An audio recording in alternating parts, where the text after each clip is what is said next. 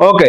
ఇప్పుడు నేపాల్ మాజీ ప్రధాని కేపీ శర్మ మాట్లాడుతూ ముఖ్యంగా అయోధ్యలో రాముడి జననాన్ని నేను వ్యతిరేకించాను కాబట్టే ఇవాళ నా ప్రభుత్వం కుప్ప కూలిపోయింది. అదే అయోధ్యలో అంటే రాముడి విషయంలో నేను రాజీపడి ఉంటే ఈ వివాదం అక్కడితోనే ఆగిపోయేది అన్నట్టు కూడా ఆయన మాట్లాడారు. నిజంగా రాముడి వల్లనే నేపాల్‌లో అల్లర్లు వచ్చిందా అంటే ఏం చెప్తారు? సరే, ఆయన ఒక కమ్యూనిస్ట్. ఆయనకు ఫస్ట్ దేవుడి మీద నమ్మకమే లేదు. ఎందుకంటే చైనా కమ్యూనిస్ట్ పార్టీకి అనుసంధానమైనటువంటి వ్యక్తి. ఎప్పటినుంచో ఆయన ఆయన పాలిటిక్స్ అంతా కూడా భారత వ్యతిరేకత, భారతదేశాన్ని ద్వేషించడంలోనే ఆయనకి చాలా కాలంగా ఆయన పాలిటిక్స్ అనేవి నడిచినాయి. ఎందుకంటే చైనా అతనితో అలా చేయించింది. కాబట్టి ఇప్పుడు కూడా ఆయన ప్రభుత్వం కూలిపోవడానికి కారణమైన అమెరికా గురించి మాట్లాడకుండా భారతదేశం మీద దుమ్మెత్తిపోయడం అనేది స్పష్టంగా అర్థమవుతుంది.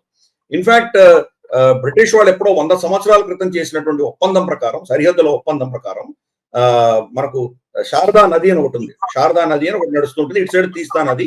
ఈ రెండింటి మధ్యలో నేపాల్ అని చెప్పేసి నిర్ణయించారు అప్పుడే. శారదా నది పాయలు ఉంటాయి, దానికి ఉపనదులు ఉంటాయి. ఆ ఉపనదుల్లో ఒక నది మన దాన్ని డిమార్కేట్ చేస్తే నేపాల్ కేపీ శర్మ ఓలీ ప్రభుత్వం ఏం చేసిందంటే, మా ఇది కాదు ఇంకొక ఉపనది అని చెప్పి మన దేశంలో ఉత్తరాఖండ్ లో ఉన్నటువంటి కొంత భూభాగాన్ని మాది అని వాళ్ళ పార్లమెంట్ లో సవరణ చేసి భారతదేశంలో ఉన్నటువంటి మన భూభాగాన్ని నేపాల్ భూభాగంగా చూపించుకొని మనతో అదే పనిగా ఒక విధమైనటువంటి వైరం పెట్టుకున్నాడు అతను. మనకు కాలాపాని, లింప్యదూరా, లిపు లేక్ అన్నటువంటి ఈ 3 ప్రాంతాలని నేపాల్ లో చూపించుకుంటున్నాడు. ఆఖరికి కొత్తగా వస్తున్నటువంటి నేపాల్ రూపాయి నోట్లలో కూడా అది వాళ్ళ మ్యాప్ లో యాడ్ చేశాడు. మరి ఇంతవరకు లేదు కదా. 50-60 సంవత్సరాలు, మనకు 70 సంవత్సరాలు బ్రిటిష్ వాళ్ళు వెళ్ళిపోయిన తర్వాత వివాదమే లేదే. నేపాల్ ఎప్పుడు కూడా వాళ్ళ మ్యాప్ లో ఈ ప్రాంతాలన్నీ చూపించలేదే. ఇప్పుడు ఎందుకు చూపిస్తున్నాడు? అలాగే చైనా ప్రేరణతో ఏం చేశాడంటే, లుంబిని గౌతమ బుద్ధుడు పుట్టినటువంటి ప్రాంతంలో బుద్ధుడి విగ్రహం కట్టారు, పెద్ద విగ్రహం. అది చైనీస్ క్యారెక్టర్స్ తో ఉంటుంది, చైనీస్ లాగా ఉంటుంది. అతను భారతీయుడు కాదు అని చూపించే ప్రయత్నం చేశాడు అతను. అలాగే మనం చూస్తే కనుక సీతాదేవి పుట్టింది నేపాల్లో. సీతాదేవి నేపాలీస్ అని చెప్పడం మొదలుపెట్టాడు. జనకపురి ఇక్కడే ఉంది, జనకుడు ఇక్కడే ఉండేవాడు కాబట్టి ఇక్కడే పుట్టింది ఆవిడ. అలాగే రాముడు కూడా నేపాల్ అనే పుట్టాడు. ఇటువంటివన్నీ కూడా కల్చరల్ గా మన దేశాన్ని దెబ్బతీసేటువంటి ప్రయత్నం చేశాడు అతను. నేపాల్ అనే దేశం ఎప్పుడు పుట్టింది? తిప్పి కొడితే 500-600 సంవత్సరాలే, అంతకంటే ముందర లేదు కదా. ఇది కోసల, అయోధ్య, తర్వాత మగధ, ఈ సామ్రాజ్యాల్లో భాగంగా ఉండేది చాలా కాలం. 400-500 సంవత్సరాల క్రితం వీళ్ళ ఇప్పుడున్నటువంటి త్రిభువన్ అన్న రాజు ఆయన టేక్ ఓవర్ చేసి రాజ్యం పెట్టాడు అక్కడ. కాబట్టి అది ఒక చైనా ప్రేరణతోటి కల్చరల్ గా దీన్ని టేక్ ఓవర్ చేసే ప్రయత్నం చేశాడు ఆయన. అతని పదవి పోయినా కానీ కూడా అదే పాలిటిక్స్ చేస్తున్నాడు. కాబట్టి ఆయనను ఒక భారత వ్యతిరేకంగా చూడాలి. కాబట్టి ఆయన పెద్ద పాజిటివ్ అవసరం లేదు. ఇప్పుడు నేపాల్ అల్లర్ల ప్రభావం భారత్ పై ఉండబోతుందా అంటే ఏం చెప్తారు సార్? తప్పకుండా ఉంటుంది, ఎందుకు ఉండదు. చుట్టుపక్కల ఏ దేశంలో ఏ మండలైనా మనకు డైరెక్ట్ ప్రభావం ఉంటుంది.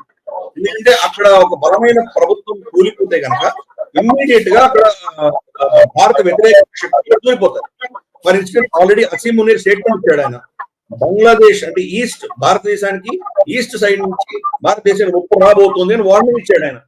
అంటే మియన్మార్ ని, బంగ్లాదేశ్ ని వాడుకొని మన దేశం మీద విద్రోహం చేసేటువంటి ప్రయత్నం ఆల్రెడీ పాకిస్తాన్ మొదలు పెట్టింది. అలాగే ఇప్పుడు నేపాల్ ఓపెన్ గా ఉంది కాబట్టి పెద్ద గవర్నమెంట్ లేదు కాబట్టి వీళ్ళు జిహాదీలు వీళ్ళందరూ దాంట్లో అక్కడి నుంచి మళ్ళీ మన దేశంలో వచ్చే ప్రమాదం ఉంది మనకి. రెండు, మనకు ఈశాన్య రాష్ట్రాల్లో కావచ్చు, మన దేశం నుంచి వేర్పాటు అయిపోవాలి అనేటువంటి శక్తులు ఏవైతే ఉన్నాయో, మనకు ఉల్ఫా లాంటివి కానీ ఇతరత్ర మనకు ఏవైతే టెర్రరిస్ట్ ఆర్గనైజేషన్స్ ఉన్నాయో వాళ్ళు కూడా అక్కడ సేఫ్ ఏమైనా వచ్చేటువంటి ప్రమాదం ఉంది. మూడు, మనకు పశుపతి నుంచి మనకు కింద దండకారణ్యం దాకా ఒకప్పుడు రెడ్ కారిడోర్ ఉండేది, నక్సలైట్ల ప్రభావం ఉండేది. కాబట్టి ఆ ప్రాంతం అంతా ఇప్పుడు మళ్ళీ అఫ్ కోర్స్ మనం కష్టపడి ఆ నక్సలిజం అంతా తగ్గించేసుకుంటూ వచ్చి ఏదో ఒక 10-15 డిస్ట్రిక్ట్ లో మాత్రమే పరిమితం చేసి మనం దాన్ని చాలా అద్భుతంగా కంట్రోల్ చేయగలిగాం మనం.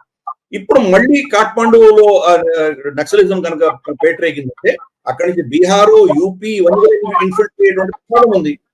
కాబట్టి మళ్ళీ నక్సలిజం పుట్టేటువంటి ప్రమాదం ఉంది. అంటే జిహాదీలు కావచ్చు, లేదా మనకు నక్సలైట్స్ కావచ్చు, లేకపోతే మనకు మన దేశంలో ఉన్నటువంటి వేర్పాటువాదులు కావచ్చు, వాళ్ళకి అక్కడ శరణ్ వచ్చేటువంటి ప్రమాదం ఉంది. మనీ లాండరింగ్ చేయొచ్చు వాళ్ళు. డ్రగ్స్ మన దేశంలో అక్కడి నుంచి తీసుకురావచ్చు. ఎందుకంటే మనకు నేపాల్ తోటి ఓపెన్ బోర్డర్, మనకు వీసా అక్కర్లేదు, ఎవరైనా వచ్చి వెళ్ళొచ్చు. వాళ్ళ identity card, Nepalese identity card చూపిస్తే మన దేశంలో పర్మిట్ చేస్తాం. కోట్లాది మంది నేపాలీస్ మన దేశంలో పనిచేస్తున్నారు. మన వాళ్ళు అక్కడికి వెళ్ళొస్తారు ఈజీగాను. మనకు కాఠ్మండు కావచ్చు, లేదా పోఖ్రా కావచ్చు, లేకపోతే ముక్తినాథ్ కావచ్చు, ఎవరెస్ట్ దగ్గర కావచ్చు, ఇవన్నీ కూడా మనం ఈజీగా వెళ్ళొచ్చు, మనం వీసా లేకుండా వెళ్ళొచ్చు. రోటీ బేటీ కా రిష్తా అంటాం మనం. వాళ్ళ పిల్లల్ని మన వాళ్ళు చేసుకుంటారు, మన పిల్లల్ని వాళ్ళు చేసుకుంటారు. అలాగే వాళ్ళ ఉద్యోగాలన్నీ మన దేశంలో చాలా ఉన్నాయి. మన సైన్యంలో వాళ్ళు గోర్ఖాలు పనిచేశారు. మన దగ్గర మన ఊర్లలో ఉన్నటువంటి చాలా కంపెనీల్లో కావచ్చు, అపార్ట్మెంట్స్ లో కావచ్చు, గోర్ఖాలు వాళ్ళే ఉంటారు. అలాగే మనం చూస్తే కనుక ఇండ్లలో ఆయాలుగా ఉంటున్నారు వాళ్ళు. కాబట్టి ఇటువంటి సంబంధం ఉన్న వాళ్ళు చాలా సునాయాసంగా ఈ యొక్క సెక్యూరిటీ లేనటువంటి బార్డర్ గుండా మన దేశంలో వచ్చి విద్రోహ చర్యలు చేసేటువంటి ప్రమాదం ఉన్నది మనకు. ఆ దేశం స్థిరంగా ఉండి అక్కడ శాంతి భద్రతలు స్థిరంగా ఉంటే మనం కూడా సురక్షితంగా ఉంటాం. అది క్షీణిస్తే కనుక మన దేశం మీద ప్రభావం ఉంటుంది. బంగ్లాదేశ్ నుంచి ఇటువంటి వాళ్ళు రావడం మొదలు పెట్టారు కాబట్టి మనం టైట్ చేసాం బార్డర్ అంతా కూడా. బార్డర్ కంప్లీట్ గా టైట్ చేసి పెట్టాం. అయినా కానీ కూడా బంగ్లాదేశ్ బార్డర్ 100% మనం ప్రొటెక్ట్ చేయలేం. ఎందుకంటే అది నదులు ఉంటాయి, అడవులు ఉంటాయి, భయంకరమైన నదులు. అక్కడ ఎన్ని నదులు, కొన్ని వందల నదులు ఉన్నాయి అక్కడ. ఆ నదులన్నీ పెడితే కనుక దాని నదులు ఏంటంటే వర్షం వచ్చినప్పుడు, వరదలు వచ్చినప్పుడు మారిపోతూ ఉంటాయి అవన్నీ కూడా. మన పంజాబ్ బార్డర్ పాకిస్తాన్ తో ఉన్నటువంటి మన నదులు, మన బార్డర్ ఫెన్సింగ్ అంతా కూడా చాలా ఆల్మోస్ట్ ఒక 1000 ఏమంటారంటే square kilometres worth of area అంతా డ్యామేజ్ అయింది. రమారమి 150 కిలోమీటర్ల పొడవు ఉన్నటువంటి మన బార్డర్ ఫెన్సింగ్ కొట్టుకుపోయింది. కాబట్టి ఈ ప్రాంతం అంతా కూడా ప్రమాదకరమైనటువంటివి. అక్కడి నుంచి ఎవరైనా ఇన్ఫిల్టర్ అవ్వచ్చు మన దేశంలో. అందుకనే నేపాల్లో ప్రభుత్వం కూలిపోతే కానీ దానివల్ల డైరెక్ట్ ఇంపాక్ట్ మన దేశం మీద ఉండబోతోంది. ప్లస్ అక్కడ ఎటువంటి ప్రభుత్వం వస్తుందో మనకు తెలియదు. అమెరికాకు ఒత్తాసు పలికే ప్రభుత్వం వస్తే కనుక మళ్ళీ మనల్ని ఇబ్బంది పెట్టే ప్రయత్నాలు చేయొచ్చు. అది దాన్ని ఏదో విధంగా కూల్చడానికి చైనా అక్కడ ఇన్ఫ్లుయెన్స్ అయిందంటే కనుక మరి చైనా ఎటువంటి యాక్షన్ తీసుకుంటుందో మనకు తెలియదు. లేదు చైనీస్ ప్రభుత్వానికి ఒత్తాసు పలికే ప్రభుత్వం వచ్చిందంటే కనుక అక్కడ చైనీస్ స్థావరాలు పెట్టి మనల్ని ఇబ్బంది పెట్టే ప్రమాదం ఉంది మనకి. అక్కడ నేపాల్ కానీ, భూటాన్ కానీ, బంగ్లాదేశ్ కానీ, శ్రీలంక కానీ, ఈ చుట్టుపక్కల ఉన్నటువంటి దేశాల్లో అంతా కూడాను భారతదేశంతో మైత్రి ఉన్నటువంటి ప్రభుత్వాలే ఉండాలి. అది కాకుండా ఇంకెవరున్నా కానీ మనకి దాంతో ఇబ్బందులు వస్తాయి. గతంలో మనం ఖరీదా జియా ఉన్నప్పుడు మనల్ని ఎంత హింసించిందో మనం చూసాము. షేక్ హసీనా వచ్చేసినా మనకు శాంతి ఉంది. అలాగే ఇక్కడ మనకు కేపీ శర్మ ఓలీ వచ్చిన తర్వాత ఎంత మన దేశ వ్యతిరేకమైన, భారత వ్యతిరేకమైన చర్యలు చేశాడో చూసాం మనం. అంతకంటే ముందుగా ఈయనకంటే కొంచెం తక్కువ మోతాదులో ప్రచండ చేశాడు. కానీ మనకు వీళ్ళ నేపాలి కాంగ్రెస్ వాళ్ళు ఉన్నప్పుడు, గిరిజా ప్రసాద్ కొయిరాల అటువంటి వాళ్ళు ఉన్నప్పుడు మనకు మంచి సంబంధాలు ఉండేవాళ్ళతో. వాళ్ళ కాంగ్రెస్ పార్టీ ఉన్నప్పుడు నేపాలీస్ కాంగ్రెస్ కానీ ఇతరత్ర పార్టీలు మనకు మంచి సంబంధాలు ఉండేవి. ఈ కమ్యూనిస్ట్ వచ్చిన తర్వాత మనకి ఇబ్బంది వచ్చింది.